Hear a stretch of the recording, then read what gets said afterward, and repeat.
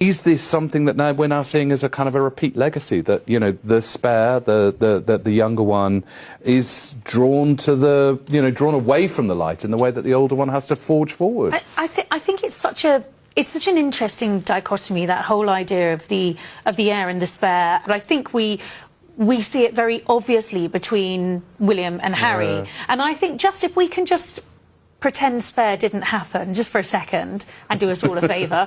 Actually, you see, I would argue that Prince Harry was probably the first spare in many generations to actually make a success of that role. And possibly that was having looked back at his aunt, having looked back at his uncle, and seen perhaps where it went wrong for them, and realising that there's no manual to being spare. You have to create that role yourself. And I would argue that Harry did it very successfully with the creation of the Invictus Games, with his work in Lesotho with Sentebale. You know, no one was telling him to do that. He created those things. He created a role for himself where there isn't a predefined role. The monarchy has always told the same story. One child is born to rule, the other is born to wait. The heir inherits the crown, the spare inherits uncertainty.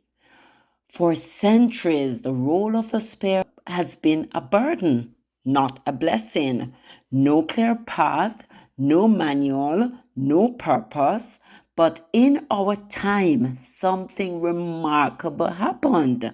Prince Harry, the so-called spare, refused to fade into the shadows. Instead, he redefined the role, creating a legacy of service, innovation, and global impact. And that, perhaps, is what broke the bond between two brothers, William the heir and Harry the spare. Because you see, guys, for centuries, the spare has lived in the shadow of the heir. Some faded into obscurity, others floundered in scandal. But Prince Harry, he may be the first in modern royal history to rewrite that role and to succeed in it. History is littered with the struggles of spares. Princess Margaret, younger sister to Queen Elizabeth II, battered scandal and unhappiness, her life overshadowed by the crown she would never wear. Prince Andrew, once spare to Charles, spiraled into disgrace and irrelevance.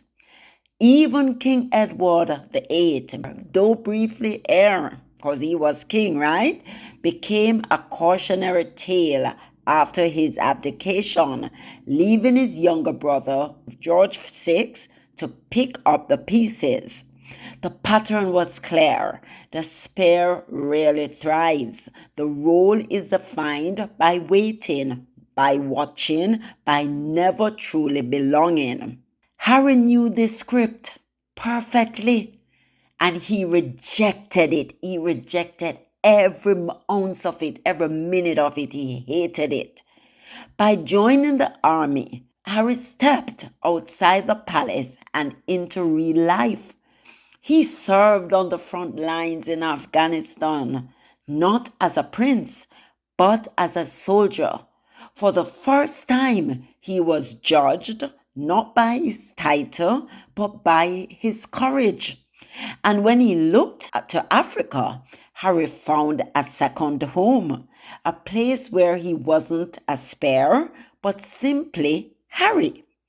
There, he worked with conservation groups, bonded with local communities, and alongside Prince Seso, co-founded Sentebale to support children orphaned by HIV and AIDS. No one told Harry what to do. No one told him to do this. No palace staff drafted a memo. Harry chose it. He gave the spare's role a meaning it had never had before. That is very important, guys. No one told Harry to do all of these things, but yet still today, we can definitively say what Harry's role is, what Harry has done. We're talking about Centre Bally, Invictus, Archer. We're talking about The Parent Trap. We're talking about Well Child. We're talking about so many of his Travelers. We're talking about so many of his other charities, so many of his other patrons, so many of his other investment that he have carved out for himself. And you can clearly say, yes, that is Prince Harry. What can we say about Prince William? Nothing really. What has William really achieved and make it a meaningful thing about his life? Nothing, because he's just waiting for the crown. Heavy is the head that wears the crown. That's what William is about. So Harry has done it, and we have to give him credit, right? Definitely. And of course, guys, how can we talk about Harry's achievement without emphasizing his role in Invictus, the crown jewel of the Spear? Born out of his military service, the Invictus Games became Harry's crowning achievement. A global sporting event for wounded veterans, restoring dignity, celebrating resilience, and creating community. The world watched soldiers who had lost limbs, sight, or health reclaim their strength, and standing beside them is none other than Prince Harry, the founder, the man who created this so that people, so that wounded veterans could have a purpose. And many of them have given so many testimonials about what Invictus have done for them, are doing for them, and continue to do. It gives them a sense of purpose, a sense of belonging, a sense of, yes, this is our next journey, but it's impactful, it's purposeful. It wasn't about photo ops, guys. We know that. We know Harry's heart and soul is in Invictus. That's what he cares about, he loves.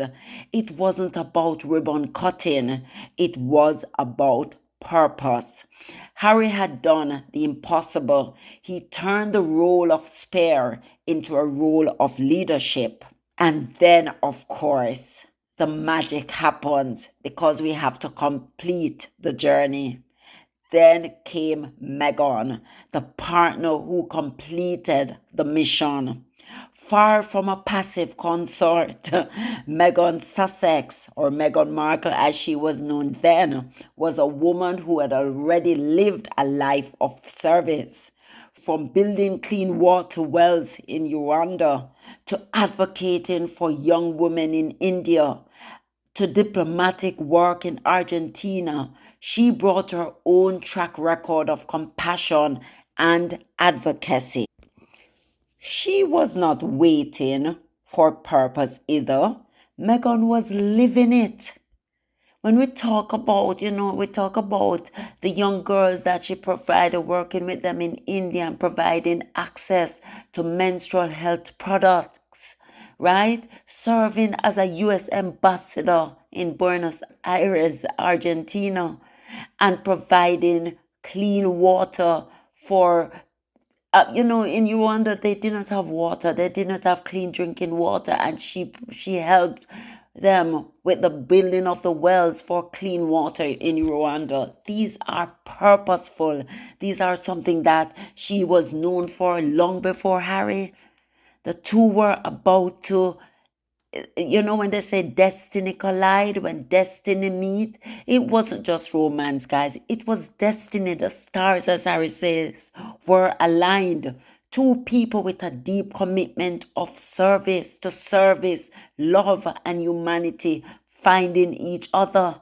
Together, they became a force. And that force, that partnership of equals, terrified the very institution that was supposed to embrace them.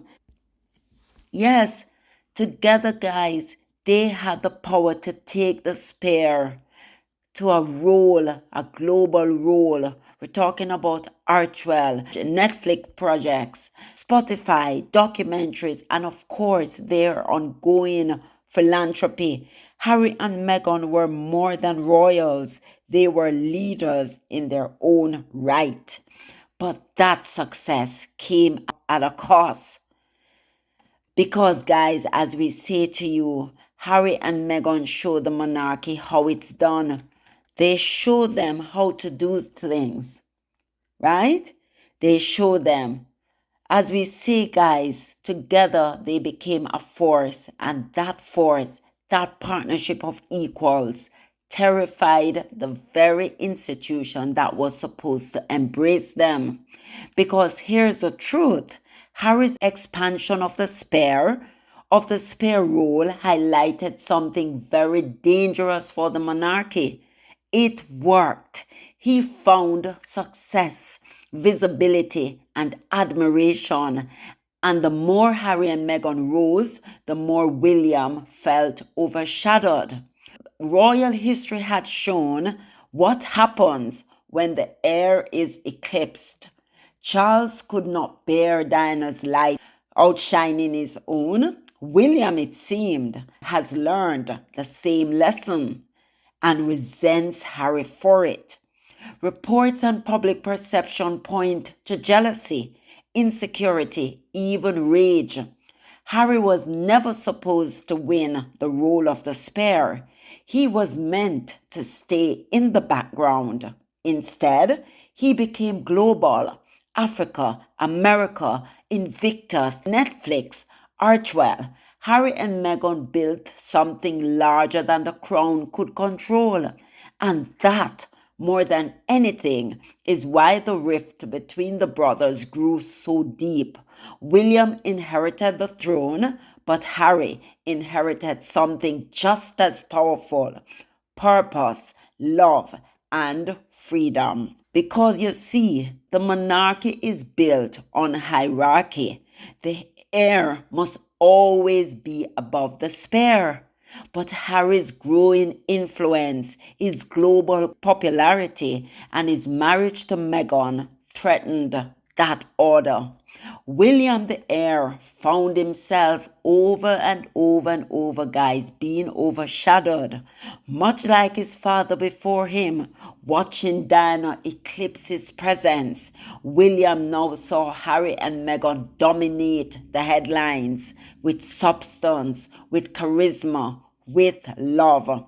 Reports describe William's growing anger, his resentment, even his rage.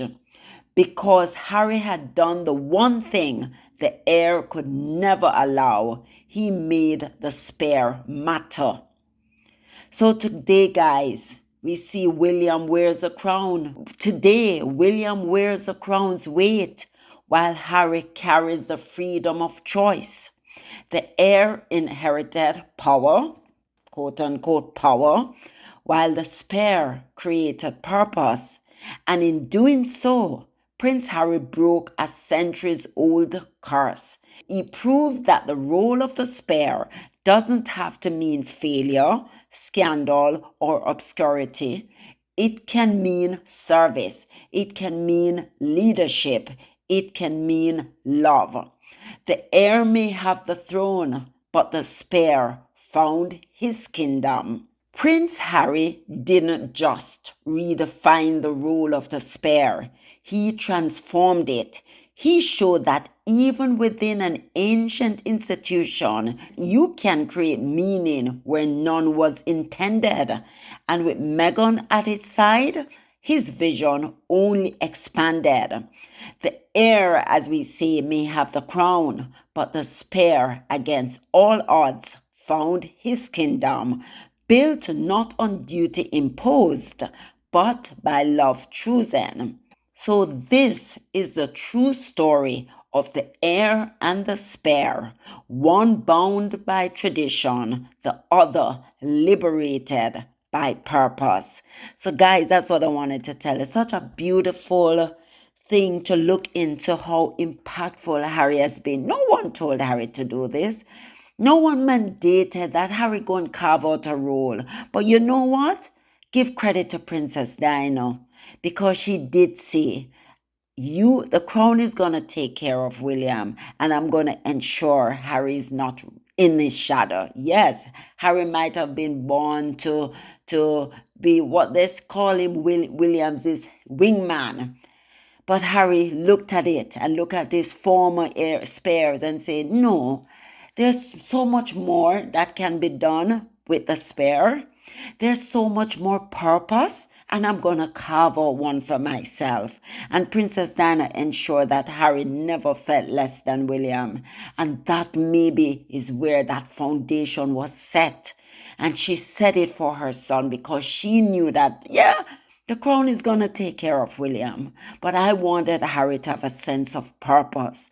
So, in a sense, we're going to give credit to Princess Diana, and we're also going to give credit to Harry, because he could have sat on his loins and he could have said, oh, I'm just going to live in a palace and I'm going to just follow William around like William's lackey. But Harry said no. He went to Afghanistan. He was a soldier. He did so many things with his charity. He found purpose with his charities. He wanted the children to feel love and to belong. And that's where Harry's sense of purpose came from. He did the work. He put in the time. And for that, we have to give him credit. So guys, that's what I wanted to bring you. Yes, Harry made the spare impactful. He gave them a purpose, and he's living a purpose-driven life. This is such a remarkable story of how the spare flipped the script. And yes, it has flipped on its head. Definitely. I think right now William and the palace don't know what to do with themselves because Harry has flipped the script. So yes, guys, that's what I wanted to bring you. Just the fact of how Harry has done with being a spare. He's no longer a spare. Harry is a global statesman. Harry is a global statesman. He's living the life.